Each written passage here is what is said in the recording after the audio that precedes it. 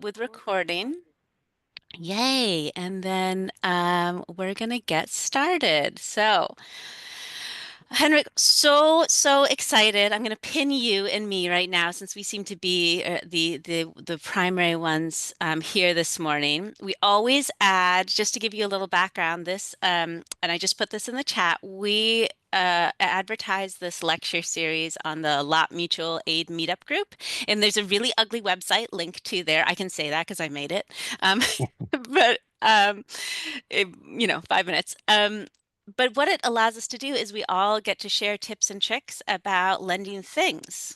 So lending items that you might not traditionally think about lending, even though, of course, humans have been sharing things ever since they started making things. And so every month we have amazing speakers from around the world come and share their tips and tricks with us, and you are one of them. And I was so delighted that you said yes because team Henrik is especially nice because I hadn't had a cup of coffee that morning. I'd been up really late that night with a little who was sick.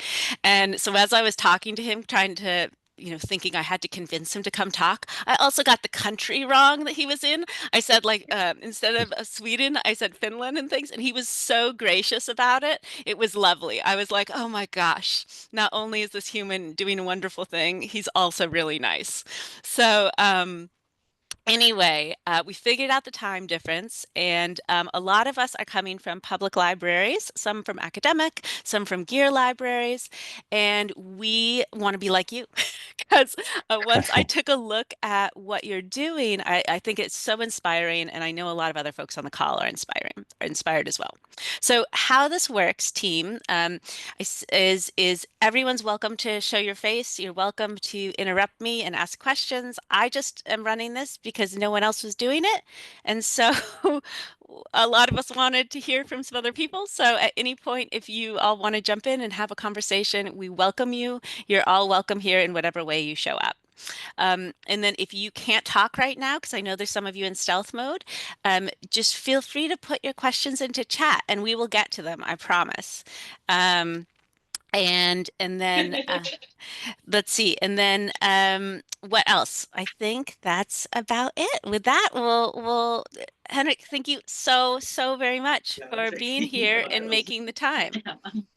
And I am going to mute someone who is sounding very jolly, who I really appreciate, but I'm going to mute you anyway. I'm just not sure which one it is. Yay. Okay. So, Henrik, can you tell us a little bit about Fritidsbanken? Tell me how I say it. First, tell me how I say Yeah, it, and then tell me more that's about good. this amazing organization you come from. Yeah, thank you for having me. I'm Henrik, and it's afternoon here in Sweden. Yeah, you say you were thrilled that I want to be with you, and I'm as thrilled as you are because we talk to different people around the world about Fritidsbanken, but I still haven't had US meetings. So yeah, looking forward to this very much. I don't normally speak about Fritidsbanken in English, so you have to apologize, if I will lose words and get stuck somewhere. We Uh, are so yeah. grateful that you speak English and are not doing this in Swedish, Uh, so kudos to you. Thank All you right, so much. sure. I do my best, but yeah, Fritidsbanken, it is sort of a library with sport and outdoor equipment. It started 2013, so 12 years ago now. It all started in a very small village called Deje, 2,700 people living there. And it um, it was founded by my wife, actually, Karina. Aw. Uh, she works as a deacon in the Church of Sweden, and as a deacon, you work with vulnerable people, mostly. People in all kind of crisis and so on. So what's happened at the time was that she had different meetings with parents that said that okay, now it will be ice skate day at school, and we can't afford to buy ice skates. Yep. So I will keep my kids home from school that day because I don't want them to be embarrassed that we can't afford it. Right. So Karina thought, okay, you can you can borrow books at the library. Why can't you borrow this kind of things? She thought that maybe you could.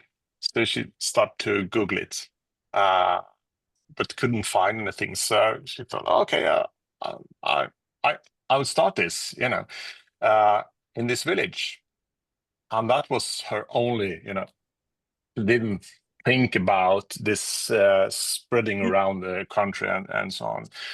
It was just a problem there in the year that she tried to solve. And she engaged the municipality and some volunteers, and they started to collect things just by ask people if they had something at home that they didn't use, sports or outdoor equipment that was just there, collecting dust. And if they wanted to donate them. And it took sort of 6 months or so to collect. I think they got about 1,000 pieces when they opened in January 2013. So then they had got a small store kind of thing, small library. We haven't really figured out what we should call it because it's not a library, it's not a store, but it is Fritidsbanken. However, yeah. But yeah, so it's open then, and the first year they lent out about 1,000 equipment. So it was a good start, in this small village. And the year after, it started slowly to spread to other places. It opened two Fritidsbanken the year after, and the year after that, six. And yeah, it started to spread. And at that time, it also started a new non-profit organization called the Fritidsbanken Sweden, because the people who had started it in Deje, they couldn't, they didn't have time to work with this spreading around the country. So they Totally. had to focus there in Deje. And today it is 131 Fritidsbanken stores around the country. And Um, that's just in Sweden, right? So it's a yeah, uniquely Swedish thing. that's right. We have focused in Sweden. Uh, that's what we can manage at the moment. But yeah, No but judgment, just delight. yeah, no, but yeah, no. People are interested in other countries. You know, Sometimes tourists come to Sweden and find out about Fritidsbanken, or uh, um, students from other countries, etc. So yeah, we see that the interest is there, but many people think that they say, oh, this wouldn't work in our country. Okay, why not? No, but people steal, and things like that. It wouldn't work. But I doubt that. I think it will work in most of the countries. Well, those are the people you have on this call as the ones that were determined to be like, all right, what version of this could work where we are? And Yeah. granted, it may have to change a little. I mean, to that point, your first mention, no, people steal. Have you had a bunch of problems with theft or anything like that, or are those mostly myths? It is a very small problem at the moment. I can't guarantee, Yeah. that it will last forever. But at the moment, we about 1% is not returned, and I don't think that 1% is, people stealing. It's just Yeah. things happening in life, and yeah. So yeah, it's not a problem, and because everything we got is donated. Yeah.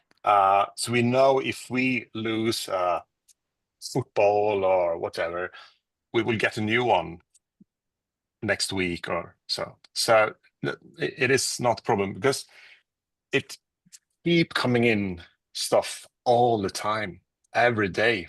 It's like, if you're filling up a bath tube uh, from the water, but you will never turn it off. That is what happened when you start Fritidsbanken. It keeps coming in stuff all the day, all days.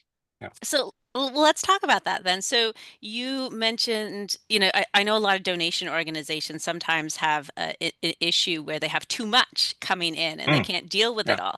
Mm, Does every Fritzbakken, did I mm, say that right? Fritzbanken? yeah. Yeah. Does everyone take items, or do you have like a central hub that people bring it to? Or do you take them every day, or do you ever say Yeah. no to some things? Tell us a little more We, we about that. yeah, we never say no. Oh, Yeah, because we don't want to start rumors about, Fritzbank, and don't want that they don't want more stuff, because we always want. Okay, if we have, sort of, a lot of golf clubs, and maybe we don't need uh, another set. yeah. But still, we take it because we start new Fritidsbanken all the time. And what happens if you have, sort of, the store is full, we can't, we don't have room for anything else, then we can donate to those who are starting up. Right? So that is what has happened so far, and I think that will continue. So that is the first step on the ladder. If you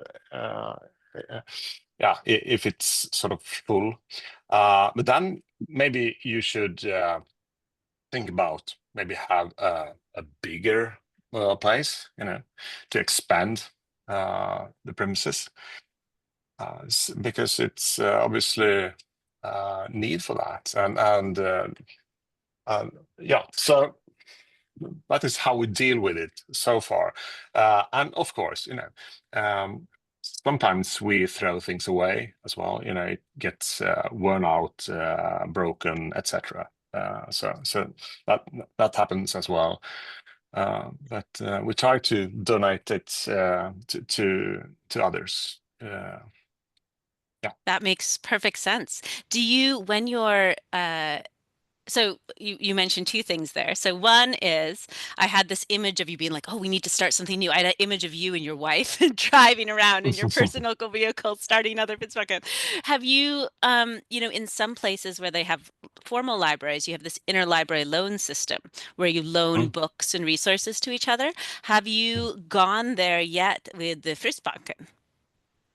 Yeah, you mean we have a digital system, or no? Well, yeah, a delivery system. Like, do Yeah. you bring, so you bring, like, say you need snowshoes in more in the north and versus in the south, or so, or snowboards or something. Do you Mm. bring them to a different Finnsbakken, or do they kind of each operate independently? They each operate independently. Yes. Um, all Fritidsbanken are run by, most of them. I think more than 90% are run by the municipality. Ah, Right. Yeah. And they are members in our nonprofit organization. being a member also means that you can use our brand, Fritidsbanken, our name, and also that we uh, cooperate around things like digital system uh, and PR activities, education, etc. Yeah, and growing the brand together. So that is the main purpose of our organization, and also, to have all meetings with the politicians about this, and convince them to start Fritidsbanken in their cities. So yeah. Well, so let's talk a bit about that then. So Mm. super cool. I do your then tax dollars go to help because you pay tax to your government and the municipality, and then they decide to Mm. spend a little money to say have a staff member or something? Okay. Is that how that works, or Yeah. is it all volunteer based? I would love my No, taxes to go to a gearhead. yeah. Yeah, it started with volunteers, but Yeah, and we still have that, but it's not that common anymore. So it has gone from volunteers and now being paid with taxes. Yes, and that is paid. The municipalities pay for the staff and the premises. That is the main cost, and I would say it costs approximately something between 100 and $200,000 a year, something like that. But because all the equipments are for free, they are all donated by the people in the community, so it's quite cheap. yeah. I would say, at least, and the effects of Fritidsbanken is so many. So yeah, um, in different kind of spectras, from environment, people. We sit still more and more in US, in Sweden, everywhere in the Western community.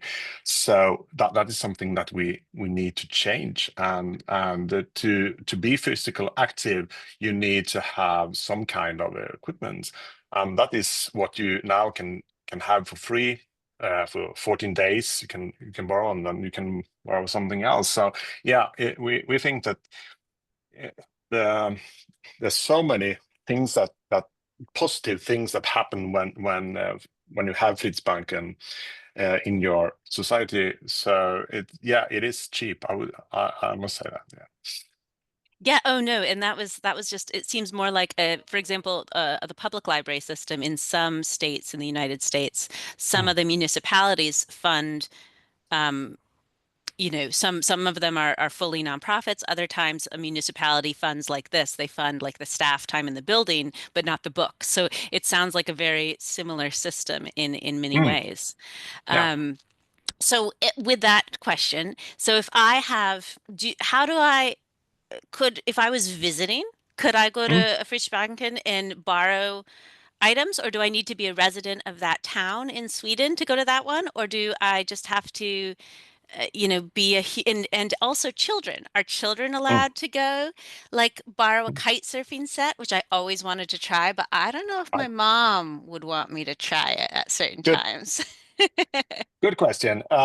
Start with yes, you are very welcome. Um, we say we have three cornerstones in Yeah, Fritidsbanken. One is everyone can borrow. Everything is for free, and it's reused equipment, right? So yeah, that is what we base everything. Uh, so to start with, everyone can borrow. That means that it doesn't matter who you are, where you are from, how old you are, gender. Uh, you know, it really doesn't matter if you are 80 years old or 8 years old. You're more than welcome. But as you say, um, if you're a kid, we say 8 years old, coming Yeah. into Fritidsbanken and want to borrow a football. And if this kid can say the name and the mobile phone number, that is all we require. And then we can have football. That's okay. But if the same kid come back and want to have a skateboard or a bicycle maybe, that is something that we want to talk about, to talk to the parents about, because there are some safety issues maybe. So if that happens, then we need to give the parents a call and ask, okay, your kid is here and want to have a bike, is that okay? And if they say yeah, that's okay, then it's okay, and that's all you need to give us your name and your mobile phone number. But despite from that, it's so free for all citizens. Doesn't matter. Amazing. Yeah, I mean, I loved reading through your website and hearing more about this. I think something that was also really interesting to me is that when we were starting our library of things, we did decide to reach out to companies, especially local companies that were manufacturing in the region and in the country, and ask them for donations. But as a result, we actually did put up on our website, we said thank you, and then put the person. We offered to do it for individuals in our community as well, so we could have all the spaces, but Right. everyone was like, Okay. no, no, we don't want that. So we stopped that right away because Okay. everyone wanted to be anonymous. But I thought that was interesting that you say, you Mm, really want to do use. Could you talk to me a little bit about some of those decisions you made with regarding, have you ever had corporate folks come in and being like, we would mm, love to donate 50 bicycles, mm, and just your thought process around that? Because I noticed you said we don't do logos or brands or mm. sponsorship in that traditional way. Yeah, can you talk a little bit more? Yeah, that's true. We don't have sponsors in that common way. But we do have companies that come to us, like, how can we support you? Yeah. It could be a sport equipment store that have got things left over from last season or whatever, and they ask us if we want it, and we say, yeah, sure, we're happy to. But if they have something, if they want something in return, like a logo, or you can just mention us at social media, etc. Then we say thank you, but no, thank you. No. Um, and why is that? I mean, that is something that we have chosen. Obviously, it's we don't have to do like that, but I think it is plenty of reasons here, and you mentioned something that is one of the interesting thing. I think that is, if people donate their ice skates or whatever to us, they don't want anything in return. They don't require us to put their names on social media or whatever, and we want to treat the companies at the same way as ordinary people do, right?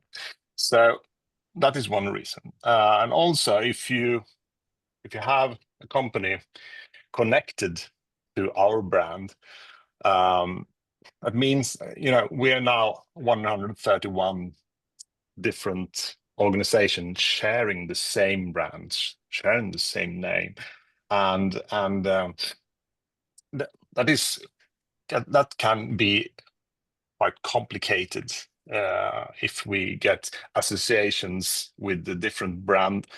All of a sudden, that is, that company is not a company that we want to be associated with. But yeah, we have a deal with them. They give us so much money, and yeah, but we don't want to be associated with them. So that is also a reason, if you understand how I mean. There, I think it's other reasons as well. But we think that this, it is like a library. We have a law in Sweden that all municipalities, we have 290 municipalities in Sweden. In the law, it says that all municipalities need to have at least one public library, right? Nice. And we think this is, sort of the same, because I think that the libraries started in Sweden, at least, with the purpose that we needed people to read and write. They were quite poor at the time.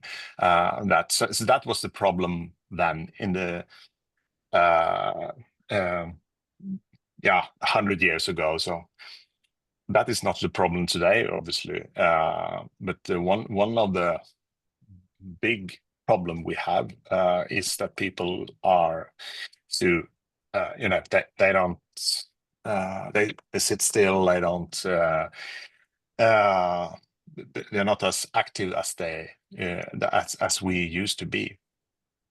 So that is one of a big challenge for the society, and that is one of the things that Fritidsbanken helps to solve. Um, so I think it is fair to say that this should be part of all municipalities in Sweden today. Um, but it will take some time. It has taken us now 12 years, uh, and we are now in 42% of the municipalities. So we have a quite long journey to go, but we're getting there. Last year we lent out 1.8 million equipments. So yeah, more and more people discover this, and see it is quite natural. No, it's amazing. And think about that. I mean, I hope I have that level of impact. I mean, I would say I hope that if I had the level of impact you folks are having, I'd be really happy with that. And the 42% in 10 years, man, that's doing pretty well. That's a lot of impact on people's lives. So I have so many more questions. Let's talk about, though you're saying, it's going to take you some time. What do you see as the primary challenges at the point you are at now? Is it just getting other municipalities on board with with their tight budgets, likely, or is it something different, like maybe you're having insurance company issues, or what do you see as the primary challenges? I think our main focus has shifted from uh, to, to grow fast to Hmm. now have more higher standard. Ah, And yeah. that so that means it take a bit longer now to start Fritidsbanken than it used to be. Uh, in in the early days, if I think a lot of Fritidsbanken started because we talked about this is a good place to practice. If you are quite far from jobs, getting a proper job, then you can start practice at Fritidsbanken to get closer to the job market. And that was something that the politicians get really interested in. Then they Mm. listen, and then they started Fritidsbanken because they thought, okay, this is what we need. This is something that we really really need at the moment. But that was the wrong reason. Like starting a library because of people need jobs or to practice something. So today we have more the physical activity in focus. We say that okay, this should be your main focus, uh, and there are some other good advantages here as well.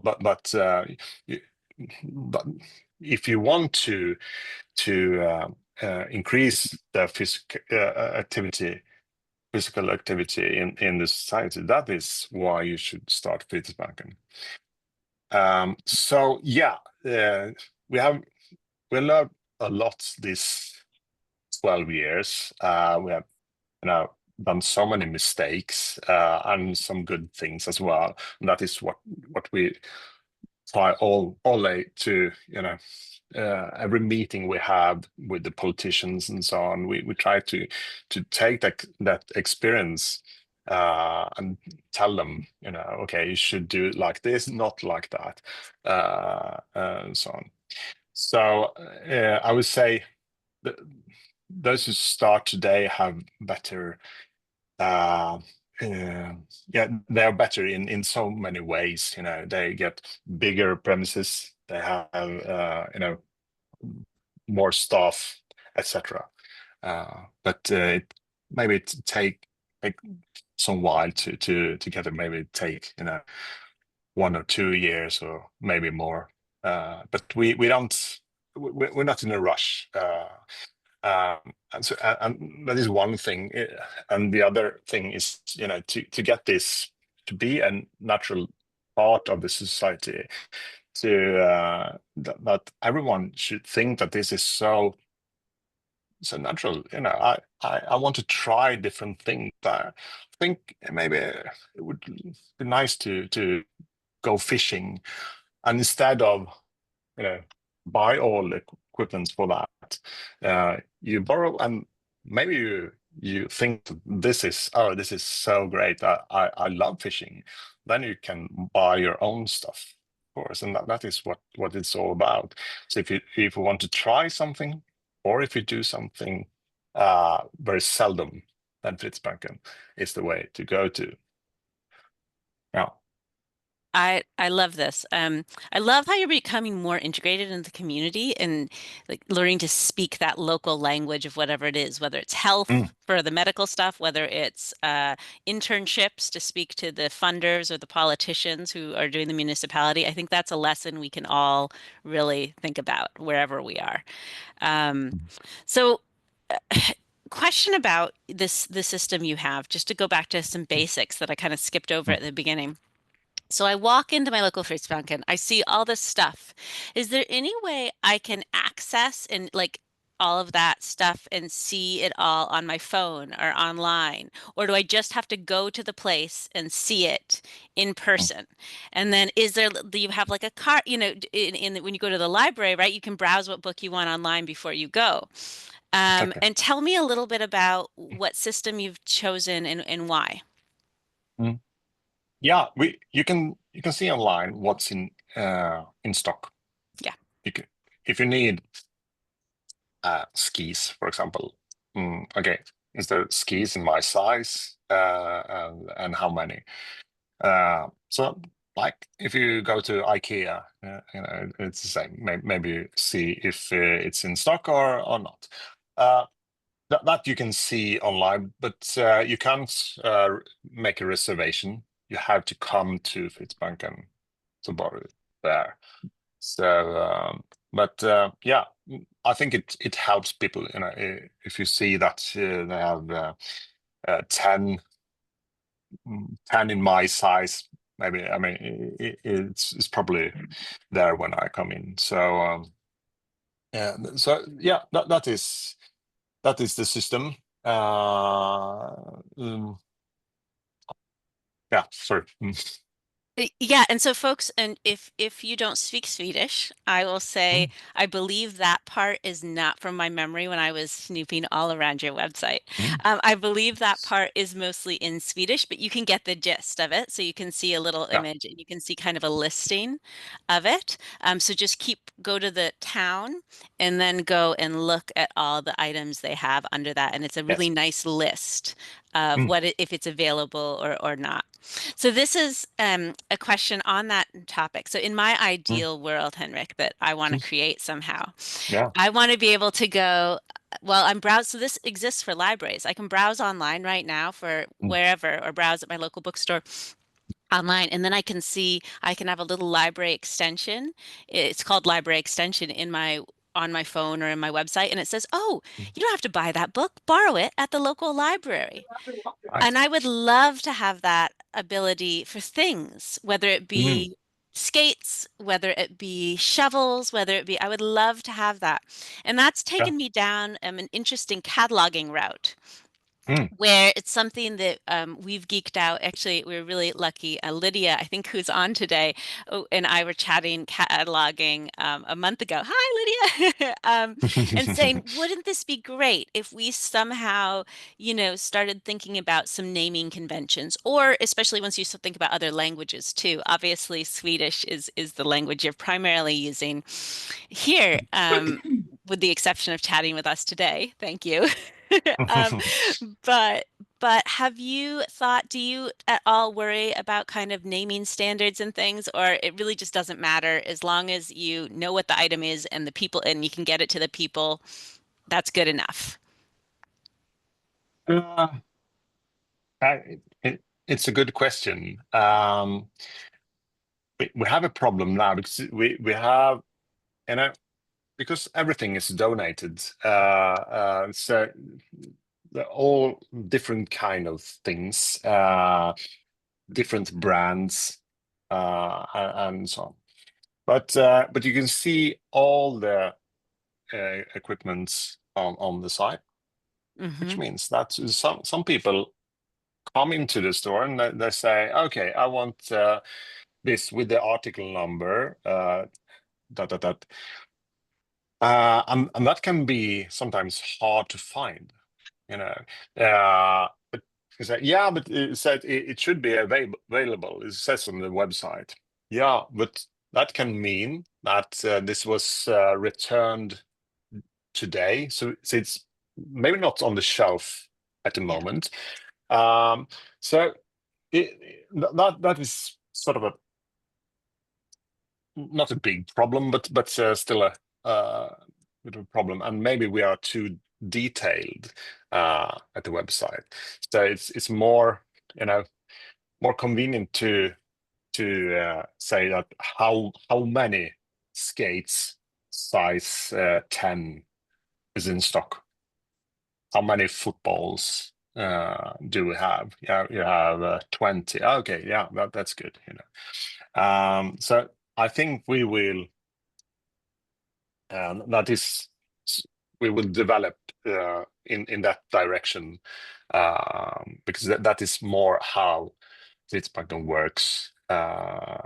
Really, I don't, I'm not sure that was the answer on your question, but No, that's perfect actually, because it goes okay. back to a larger question of, cataloging for your culture, right? And if you're trying to Mm, create this culture of all footballs are kind of created equal, yes, it doesn't really matter if you have the purple one or the pink one or mm, but exactly. some people will really care, right? You might have someone, and if they really, really care Mm, about the cool the cool skateboard of this brand and this type, then well, mm, maybe this isn't the exact right fit for you. It sounds like you're going for more general access, which mm. is something I think we struggle with all the time at our different organizations. Yeah, and still, people come to Fritidsbanken and almost 40% come out with more equipment that they had, supposed to borrow.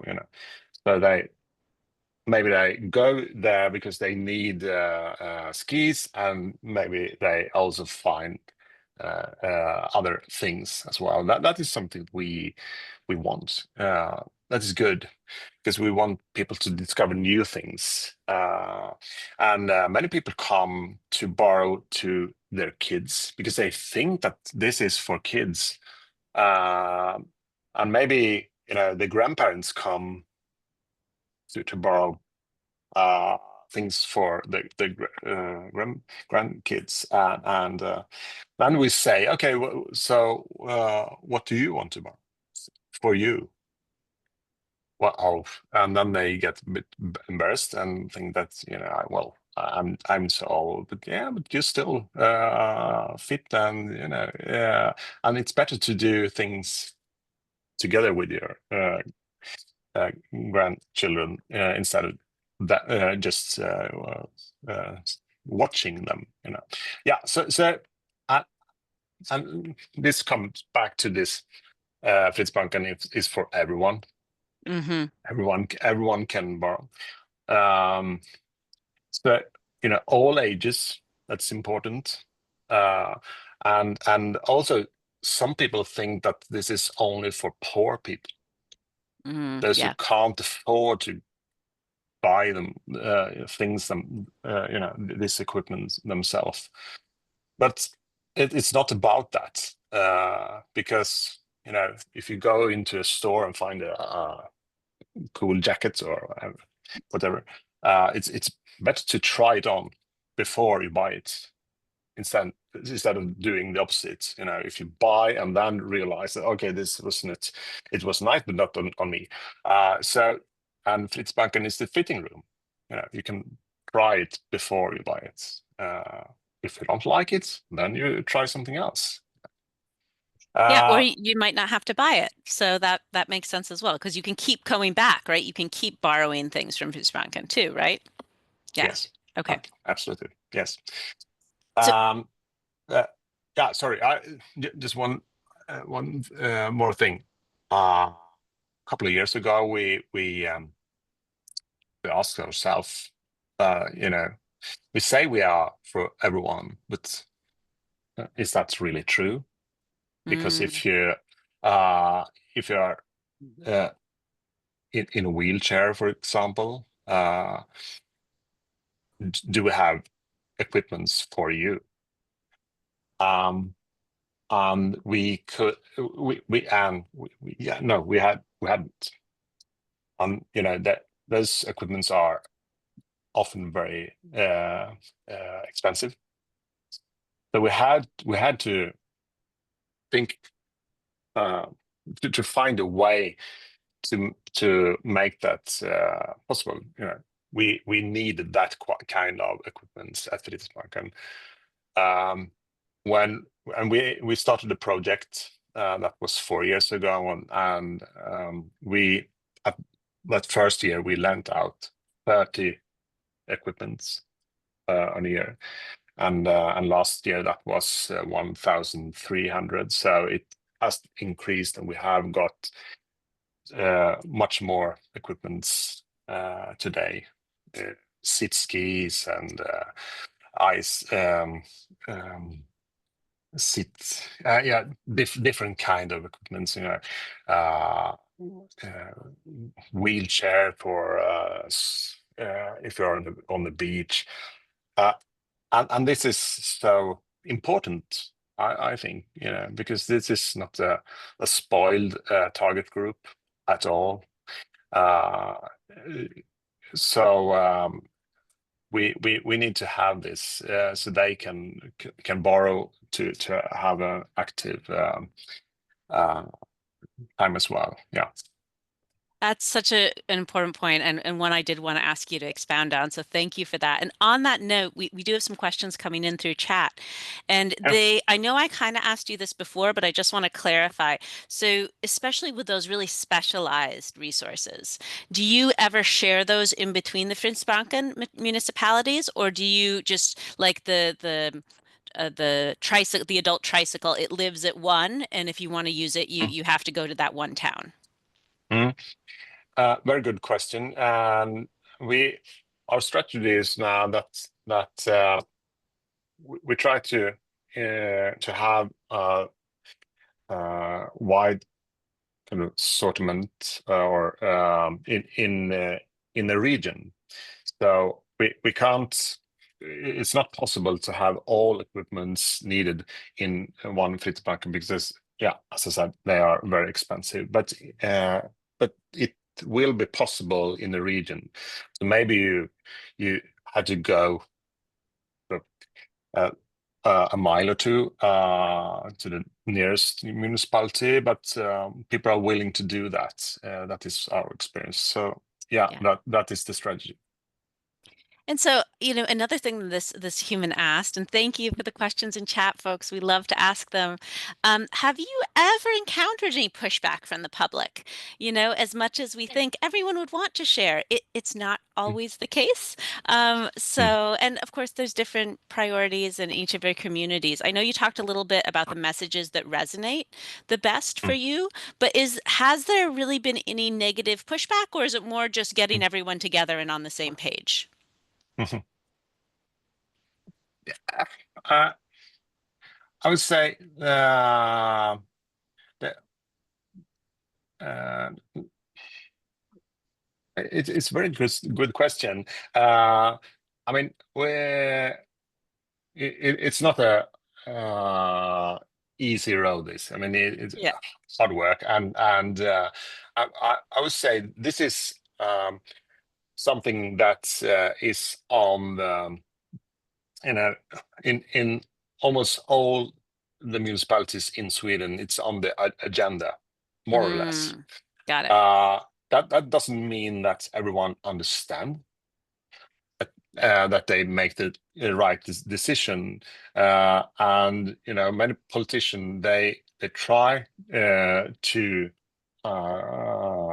you know to save money, obviously, and they want to do things uh, cheap and so on. And so that is the hardest thing for us to convince them to they need to uh, invest in this, and if they invest too little, uh, that will affect the result quite much. So yeah, that is the biggest struggle. And we also have had those who have started their own um, sort of copy of the Fritidsbanken, the, Ah, their own brand, etc. Because it's not that hard if you see what we do. We collect things and we put it on the shelf, and everyone can borrow. It is not so difficult, but what they see is just the top of the iceberg. We see we say. So yeah, we try, and so we yeah, it's not that easy. yeah. Hmm. I don't think anyone on this call thinks it's easy. So we're all in awe, is what I would Yeah. say. We're But all in awe. yeah, But yeah. but on that note, we have another question from a person who's part of a gear lending hub. And they had a question about quality. So how do you Mm, handle quality control? So mm, if you're talking about encouraging first-time users to take stuff, how do you mm, make sure that there's a high enough quality level so that the folks have these good first experiences mm, and, associate shared equipment as good equipment? We don't want to mm. lend, for example, damaged books either, but, Exactly. Yeah. there's a lot of I think there's a few more screws and things in sports Mm, equipment mm. sometimes. Yeah. Very good question. Appreciate that. And yeah, that is very important, as you say. We inspect everything we get uh, from people, and also when they are returned. Uh, is it something that we need to do with this uh, ski, skate, whatever? Hmm. Maybe we need to sharpen the edges of the skis. Maybe there's a screw that we need to pull, or yeah, all that kind of stuff. We work with the equipments, and we need to have a high standard of things. Otherwise, people won't borrow it. So I think that most people are quite amazed uh, how high standard it is. Sometimes, it's new stuff. It's from the box. People come with uh, things from the box they have never used them. But yeah, the feet grow. The kids they bought it last season, and there we are. Okay, so they give it to us instead. So yeah, it's so I'm amazed every day to see how good stuff the people donate, to us. Quite expensive, also. So yeah. It's awesome. It's wonderful to see the system you've set up. So I want to just note we have about 8 minutes left, folks. So I'm going to get to a couple of the other questions that were asked over chat. Not that we couldn't keep Henrik here all day, but you know what? It's his evening. He's had a long day. He gets to go home and eat some food. So, No problem. so a couple of things. First off, if folks have questions afterwards, you know, some of these folks are Mm. tool librarians, other folks are Gear Hub librarians. Would it be okay to email you at Oh Fritidsbanken yeah, and ask some yeah, questions? Because that could be, absolutely. I think there's some similarities and differences, but sometimes Mm, you're like, oh, I wish I'd asked that. mm. Okay, that's Yeah, yeah, awesome. that's okay. Yeah. And then secondly, one of the questions here was asked a little bit more about your cataloging and inventory system. It looked like Mm, you have a piece of software, it looks like, that then, mm, and correct me if I'm wrong, you have this unique piece of software or website, and then it does collect data for you. So you would know, for example, uses, how many uses are happening in each Fishbanken. And is there how's that working for you? Was it your own, did you develop that piece of software along with the Fritidsbanken, or did you mm, did you go out and buy it? And if so, does it give you all the mm. data you wish you had? Mm. We first thought about using the software that the libraries were using, but we saw that it would be better to develop our own. So we have done that together with a software company that still work with us, and we launched that 2019, and we have developed it ever since.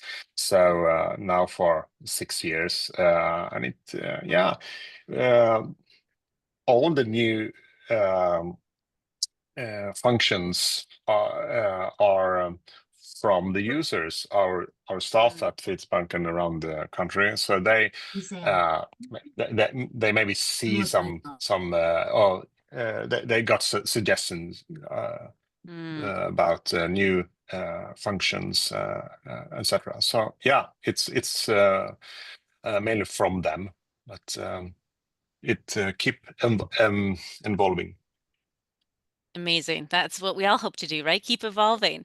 With Exactly. that, Mm. what on that hope, are there any things that you think about lending gear that you wish you could go back and tell yourself so that you could tell us, say, oh my gosh, don't make this Mm. mistake, or oh my gosh, I wish we did Mm. this sooner.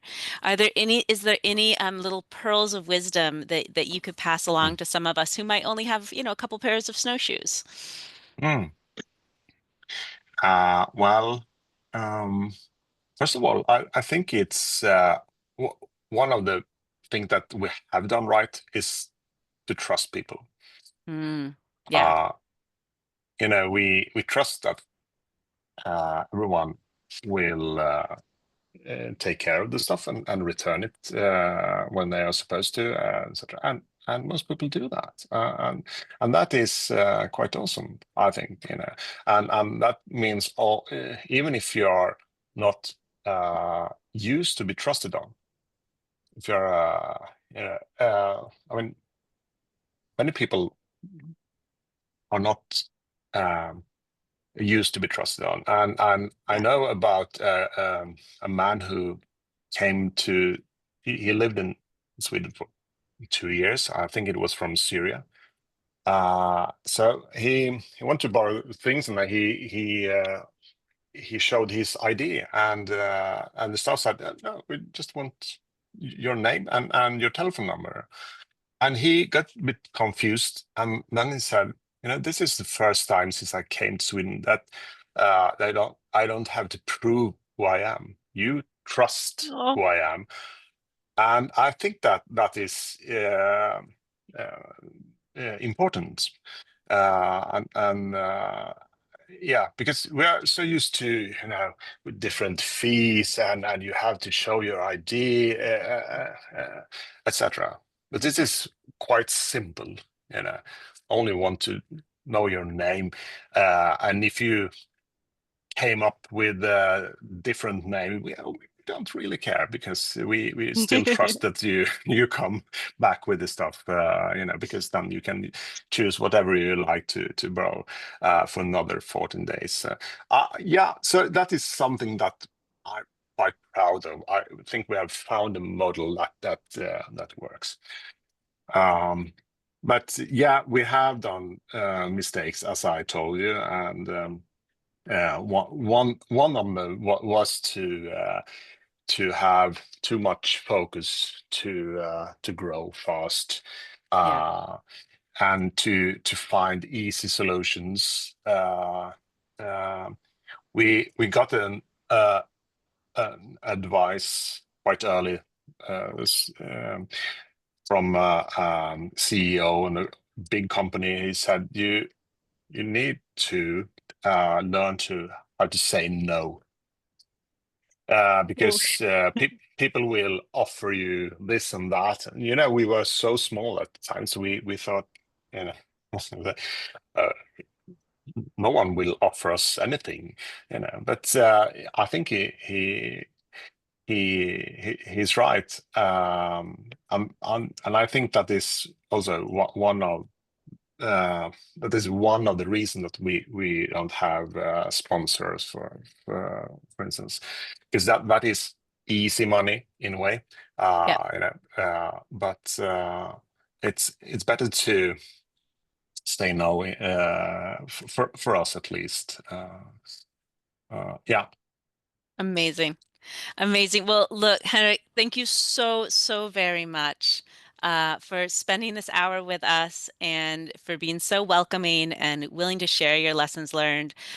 You're getting lots of claps and hearts on, and I really admire the system you've set up. And I know I'm going to spend a little more time with Google Translate looking through exactly what you do lend, because I started going through them and I quickly became, ooh, wait, I need to spend more time. This gets a whole cup of coffee. So really, really inspiring. I think as some of us marinate on what the best fit for our communities are, we will likely be reaching out. I think just to let you know, for example, one of the people on this call we're working with, we're a public library, but we knew we couldn't be you. We just couldn't. Mm, But we're really lucky that there are some humans in our region who are kind of like you folks, and they're a nonprofit. mm, So we're actually lending a pass as the public library to go get all your gear from them. So it's a great. little different, but we're hoping it will work in our municipality. It actually launches Mm. today. So I'll Oh, let you wow, know. cool. Yeah, cool. Yeah, But and thank you for having me. And also, if anyone of you goes to Sweden, please find a Fritidsbanken, make a visit. If you are there for a while, you can borrow something. You don't need to bring sport equipments or outdoor equipments. It's all there for you. Yeah, and if you have some question, as you said, Hazel, if you have some question, uh, please be free to contact me, and I'll try to answer all your questions. And yeah, it was a true pleasure. Thank you for being so interested, and many good questions. I don't know if I could answer them all, but I tried my best. So yeah, thank you very much. hey, that's all we can do. Together, we're trying our best, and little by little, we'll make the world better. Where better is a highly Absolutely. subjective term. So, Yeah, well, yeah. thank you very much. And how do I say? I said guten Morgen to us, but how do I say good Hmm. night to you in Swedish? Good night. Good night. Good night. I think my Swedish needs some work. You're All doing right, you're doing take good. care, All right. everyone. Thank We'll you. see you Thank you. soon. Bye Right. Bye bye. bye. Bye.